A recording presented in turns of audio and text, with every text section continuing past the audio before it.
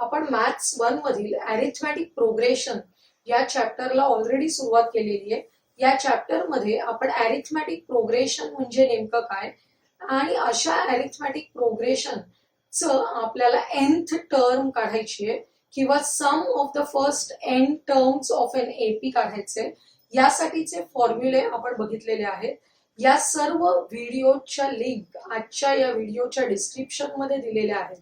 आज आपण त्या पुढे जाऊन ऍप्लिकेशन्स ऑफ एपी म्हणजे थोडक्यात सांगायचं तर एपीचे जे दोन फॉर्म्युले आपण बघितले टीएन चा आणि एसएन चा, त्या दोन फॉर्म्युलांवर अवलंबून असलेले वर्ड प्रॉब्लेम्स आपण करणार आहोत. पहिला प्रॉब्लेम बघा, अतिशय सोपा आणि बेसिक प्रॉब्लेम आहे. There is an auditorium with 27 rows of seats. There are 20 seats in the first row, 22 seats in the second row, and so on. Find the number of seats in the fifth row and number of seats in the 15th row, and also find the total number of seats in the auditorium. आपल्याला दोन गोष्टी विचारलेल्या आहेत, number of seats in the 15th row आणि total number of seats. तर त्यासाठी आपल्याला दिलेल्या गोष्टी बघूया. आपल्याला दिलेलं आहे की फर्स्ट रो ऑफ ऑडिटोरियम जो आहे त्याच्यामध्ये 20 सीट्स आहेत, सेकंड रो मध्ये 22 आहेत, अँड सो ऑन म्हणजे थर्ड रो मध्ये 24 आहेत. असे दोन दोन ने वाढत चाललेले आहेत. द सिक्वेन्स इज, काय सिक्वेन्स मिळतो आपल्याला, 20, 22, 24. याच्यावरून आपण T2 मायनस T1 काढून बघूया. Difference between the two consecutive terms T2 minus T1 is equal to 22 minus 20 which is equal to 2. आपण T3 मायनस T2 करून बघितलं. 24 मायनस 22 इज इक्वल टू 2. म्हणजेच काय कळतं आपल्याला, difference between the two consecutive terms is constant. Therefore, this sequence is an AP with the first term A is equal to 20 and common difference D is equal to 2. आपल्याला असा AP मिळालेला आहे ज्याची first term आहे 20 and the common difference is 2. आपल्याला सांगितलेला पहिला प्रश्न आहे, find the number of sets in the 15th row. 15th असं म्हटलं की आपल्याला टर्म काढायची, लक्षात घ्यायचं T15 ची व्हॅल्यू काढायची आहे. त्याच्यासाठी Tn चा फॉर्म्युला वापरायचा आहे. Tn is equal to A plus n minus 1 into D. Tn च्या ऐवजी आपल्याला 15th टर्म काढायची आहे म्हणजे T15. याचा अर्थ n ची किंमत आहे 15.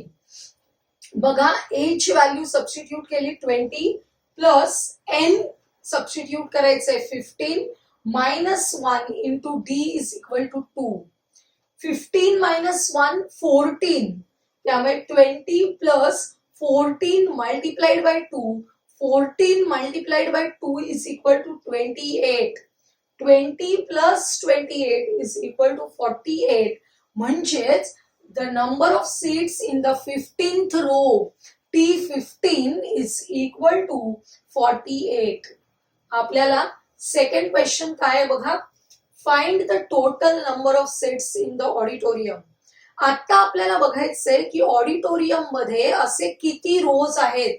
दिलेलं आहे there is an auditorium with 27 rows. म्हणजे आता आपल्याला 27 रोज मध्ये असलेले टोटल सीट्स, एकूण खुर्च्या काढायचे. बघा, नंबर ऑफ टोटल सीट्स काढायचे इन 27 रोज. म्हणजेच total number of seats is equal to S27. S म्हणजे सम. बघा, sum of first n terms SN चा फॉर्म्युला आहे आपल्याकडे n/2 into 2a plus n minus 1 into d. Value substitute करूया. S27 is equal to n ची value आपण इथे जी substitute केलेली आहे 27 तीच आपल्याला घ्यायची आहे. 27/2 ब्रॅकेटमध्ये 2 ए ची व्हॅल्यू आहे 20 प्लस एन आहे 27 मायनस 1 इंटू डी ची व्हॅल्यू आहे 2. बघा 27/2 इथे 20 इंटू 2 किती होतात 40 प्लस 26 इंटू 2 करायचे 26 इंटू 2 52 झाले 40 प्लस 52 40 प्लस 52 झाले 92 27/2 इंटू 92. हा जो डिनॉमिनेटर मध्ये 2 आहे त्याने आपण 92 ला डिव्हाइड करूया आपल्याला मिळतील 46. त्यामुळे आपल्याला 27 इंटू 46 करायचे 27 इंटू 46 इज इक्वल टू 1242. म्हणजे आपल्याला total number of seats in 27 रोज मिळालेले आहेत आणि ऑडिटोरियम मध्ये 27 रोज आहेत म्हणजेच total number of seats in auditorium is 1242. आपण सेकंड एक्झाम्पल बघूया. A man borrows ₹8,000 and agrees to repay with a total interest of ₹1360 in 12 monthly installments, each installment being less than the preceding one by ₹40. Find the amount of the first and the last installment. काय काय दिलंय बघा. Man borrows a rupees. एका माणसाने किती रुपये उसने घेतलेले 8,000 rupees and agrees to repay with the interest. किती इंटरेस्ट देणार आहे 1360 इन 12 months इन्स्टॉलमेंट मध्ये तो सबमिट करणार आहे. बघा the amount to be repaid किती रिपे करायची आहे त्याने उसने घेतलेले रुपये टोटल अमाऊंट आहे 8,000 plus interest is equal to 9360. The total number of installments is equal to n is equal to 12. 12 monthly installments आहेत म्हणजे n ची व्हॅल्यू किती आहे 12. मग SN टोटल 12 इन्स्टॉलमेंट्स मध्ये टोटल रक्कम आपण किती पे करतोय 9360. Therefore S12 is equal to 9360. आपल्याला S12 ची व्हॅल्यू माहिती आहे. नंबर ऑफ इन्स्टॉलमेंट्स म्हणजे n माहिती आहे. अजून काय माहिती आहे each installment is less than the preceding one. प्रत्येक इन्स्टॉलमेंट ही त्याच्या अगोदरच्या इन्स्टॉलमेंट पेक्षा लहान आहे. कितीने कमी आहे 40 ने कमी आहे आणि लहान आहे कमी आहे. Therefore D difference is equal to -40 घ्यायचंय. प्रत्येक इन्स्टॉलमेंट ही त्याच्या अगोदरच्या इन्स्टॉलमेंट पेक्षा 40 ने कमी आहे म्हणून आपल्याला common difference D is equal to -40 घ्यायचंय. नाहीतर आतापर्यंत आपण सगळे एक्झाम्पल्स केले ज्याच्यामध्ये कॉमन डिफरन्स प्लस होतं. वर्ड प्रॉब्लेम्स मध्ये मायनस डिफरन्स कधी असू शकतो जसं या एक्झाम्पल मध्ये सांगितलंय की each instalment is less than the preceding one. किंवा तुम्हाला असेल की आपल्याला एखादी कार विकत घेतलेली आहे आणि ती कारची व्हॅल्यू दरवर्षी कमी कमी होणार आहे असे जे एक्झाम्पल्स असतात त्याच्यामध्ये कॉमन डिफरन्स डी हा काय असतो नेगेटिव्ह असतो. त्यामुळे D is equal to -40. This is an AP with A is the first term and D is the common difference -40. याच्यामध्ये A म्हणजे फर्स्ट टर्म आपल्याला माहिती नाहीये काढायची आहे. फर्स्ट इन्स्टॉलमेंटची व्हॅल्यू काढायची आहे म्हणजेच A किती आहे तो काढायचा आहे. बघा त्याच्यासाठी दिलेलं काय SN. S12 ची व्हॅल्यू दिली आहे. SN चा फॉर्म्युला यूज करूया. SN is equal to n/2 into 2a plus n-1 into d. S12 is equal to n substitute करायचे 12 ने 12/2 into 2a plus 12-1 into d महत्वाचा आहे. d नेगेटिव्ह आहे त्यामुळे आपण तो ब्रॅकेट मध्ये लिहा -40. बघा S12 ची व्हॅल्यू सबस्टिट्यूट केली 9360 इज इक्वल टू बे के बे बेसक 12 म्हणजे इथे 6 आलेले 2a plus 12 minus 1 11 multiplied by -40. 11 multiplied by -40 येणार आहेत -440 प्लस मायनस असेल तर मल्टिप्लिकेशन येईल मायनस आणि हा 6 आहे तो इथे मल्टिप्लाइड बाय अपोजिट साइडला जाऊन आपण डिवाइड करायचंय 9360 डिवाइडेड बाय 6 आणि हे डिव्हिजन आपल्याला करायचंय बघा 6 ने भागूया आपण 6 एक्के 6 इथे 3 उरलेले आहेत 6 पंचा 30 परत 3 उरलेले आहेत 6 6 36 आणि हा 0 त्यामुळे 1560 असं आपल्याला 6 ने डिवाइड केल्यावर मिळणार आहे त्यामुळे 2a minus 440 is equal to 1560. हा जो मायनस नंबर आहे अपोजिट साइडला गेला की प्लस होईल आणि आपल्याला ऍडिशन करायची आहे 1560 plus 440 which is equal to 2000. 2a is equal to 2000. Therefore, a is equal to 2000 divided by 2 which is equal to 1000. 1000 value आलेली आहे a ची. a म्हणजेच काय आहे फर्स्ट इन्स्टॉलमेंट आहे. आता आपल्याला लास्ट इन्स्टॉलमेंट काढायची आहे. आपल्याला किती इन्स्टॉलमेंट्स दिलेले आहेत 12 इन्स्टॉलमेंट्स मध्ये आपण सगळी अमाऊंट रिपे केलेली आहे म्हणजे लास्ट इन्स्टॉलमेंट काढायची याचाच अर्थ we have to find out T12 ची व्हॅल्यू आपल्याला फाइंड आउट करायची आहे. TN चा फॉर्म्युला लिहा. TN चा फॉर्म्युला आहे a plus n minus 1 into D. आपण T12 काढतोय त्यामुळे n च्या ठिकाणी सबस्टिट्यूट करायचं 12 इज इक्वल टू आता a ची व्हॅल्यू मिळालेली आहे आपल्याला 1000 ती आपण सबस्टिट्यूट केली प्लस 12 मायनस 1 इंटू डी ची व्हॅल्यू आहे -40. आपल्याला डी च्या व्हॅल्यूला विशेष लक्षात ठेवायचंय. डी ची व्हॅल्यू आहे -40. बघा 1000 plus 12 minus 1 11 into -40 which is equal to -440. 1000 minus 440 is equal to 560. म्हणजेच आपल्याला T12 TN म्हणण्यापेक्षा T12 is equal to 560 मिळालेलं आहे. म्हणजेच last installment is equal to 560. आपल्याला दोन गोष्टी काढायला सांगितल्या होत्या. Find the amount of the first installment. आपल्याला आन्सर मिळालेला आहे the amount of the first installment is equal to 1000 rupees and the amount of the last installment is equal to 560 rupees. आपण थर्ड एक्झाम्पल बघूया आता. Anwar saves some amount every month. In first 3 months he saves ₹200, ₹250 and 300 respectively.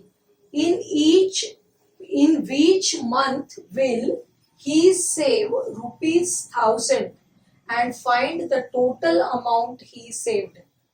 बघा आपल्याला त्यांनी विचारलेलं आहे की जर अनवर प्रत्येक महिन्याला ठराविक रक्कम सेव्ह करत असेल त्याने पहिल्या महिन्यामध्ये 200 दुसऱ्या महिन्यात 250 तिसऱ्या महिन्यात 300 असे सेव्ह केलेले आहेत. तुम्हाला 200 250 300 बघितलं की लक्षात येतं this sequence is an AP with the first term 200 and common difference D is equal to T2 minus T1 250 minus 200 which is equal to 50. D is equal to 50. आपला पहिला प्रश्न आहे in which month will he saves ₹1000. कोणत्या महिन्यामध्ये तो 1000 रुपये save करेल. त्याने सुरुवात केली आहे पहिल्या महिन्यात 200 ने दुसऱ्या महिन्यात 250 ने तर असं करत करत वाढवत चाललेला आहे तो. या पद्धतीने तो कोणत्या महिन्यात 1000 रुपीज सेव्ह करणार आहे ते आपल्याला काढायचंय. म्हणजेच काय काढायचंय फाइंड एन कितवा महिना काढायचंय. म्हणजे find n for Tn is equal to 1000. ज्यावेळी nth टर्म 1000 असेल तेव्हा n is equal to how much ते आपल्याला काढायचंय. म्हणूनच आपण Tn चा फॉर्म्युला लिहिला. Tn is equal to a plus n minus 1 into D. Tn आपल्याला nth टर्म आपण घेतलेली आहे 1000. 1000 Tn असेल तेव्हा n is equal to how much. त्यामुळे Tn सबस्टिट्यूट केला 1000 इज इक्वल टू a ची value 200 plus n minus 1 into D ची व्हॅल्यू आहे 50. बघा आपण सिम्प्लिफाय करूया. 200 तसेच ठेवायचे, 50 ने मल्टिप्लाय करायचे. 50 into n 50n, 50 into minus 1 minus 50. आता 200 minus 50 150. 200 minus 50 150 plus 50n is equal to 1000. आता हा 150 अपोजिट साइडला गेला. 150 अपोजिट साइडला गेल्यावर काय होणार आहे? 1000 minus 150 which is equal to 850. 1000 minus 150 is equal to 850. 50n is equal to 850. Therefore, n is equal to 850 upon 50. हा 0 कॅन्सल करूया आपण. 5 ने डिवाइड केलं 85 ला, मिळाले 17. 17 5 85 म्हणजेच n ची व्हॅल्यू किती मिळालेली आहे? 17. n 17 आहे म्हणजेच काय? तर in the 17th month he saves rupees 1000.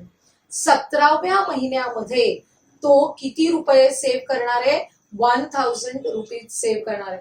Up to 17th month या 17व्या महिन्यापर्यंत टोटल अमाऊंट त्याने किती सेव्ह केली ते आपल्याला काढायचंय. Find total amount saved up to that month. आपण ऍड करूया अप टू दॅट मंथ. त्या महिन्यापर्यंत, या 17व्या महिना निघालेला आहे आपल्याला, या महिन्यापर्यंत टोटल अमाऊंट किती सेव्ह केली त्याने.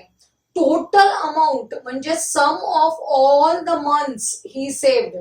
म्हणजेच आपल्याला काय काढायचंय? S17 ची व्हॅल्यू काढायची. 17 महिने तो सेव्ह करतोय. या 17 महिन्यातली टोटल अमाऊंट काढायची आहे. That is S17 is equal to how much. त्यासाठी SN चा फॉर्म्युला लिहूया. SN is equal to n upon 2 into 2a plus n minus 1 into D. n ची व्हॅल्यू आपली आहे 17 कारण आपण आता S17 काढतोय. त्यामुळे n ची व्हॅल्यू आहे 17 अपॉन 2. 2 इंटू a ची व्हॅल्यू आहे 200 प्लस 17 मायनस 1 डी ची व्हॅल्यू आहे 50. कॉमन डिफरन्स 50 दिलेला आहे. आपण सिम्प्लिफाय करूया. 17 अपॉन 2 तसेच ठेवले. 2 into 200 400. 17 minus 1 16 into 50. 16 into 50 is equal to 800. त्यामुळे 400 प्लस 800 इज इक्वल टू 1200. आता 17 अपॉन 2 इंटू 1200 या 2 ने आपल्याला डिव्हाइड करायचंय इकडे. 2 6 जा 12 आणि हे 2 0 आले त्याच्यावर. त्यामुळे 17 मल्टिप्लाइड बाय 600 आणि 17 मल्टिप्लाइड बाय 600 मिळतात आपल्याला 10,200. लक्षात येते? म्हणजे the total amount saved up to 17th month is equal to 10,200 rupees. या एक्झाम्पल मध्ये पण आपल्याला दोन्ही फॉर्म्युले वापरावे लागले. TN चा फॉर्म्युला पण वापरावा लागला आणि SN चा फॉर्म्युला पण वापरावा लागला. नक्की आपल्याला काय विचारलेलं आहे हे लक्षात घ्यायचंय. बऱ्याचदा find the value of n याच्यामध्ये मुलं कन्फ्यूज होतात. त्यामुळे अशा टाईपच्या एक्झाम्पल्सचा जास्तीत जास्त सराव करा.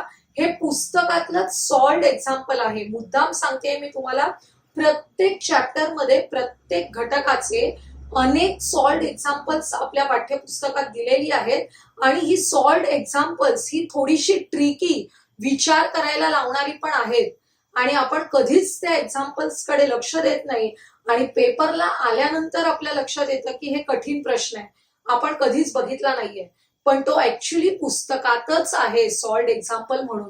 त्यामुळे सगळ्यांनी लक्षात ठेवायचंय की प्रत्येक चॅप्टरचा अभ्यास करत असताना सॉल्ड एक्झाम्पल्सचा सुद्धा सराव आपल्याला करायचा आहे.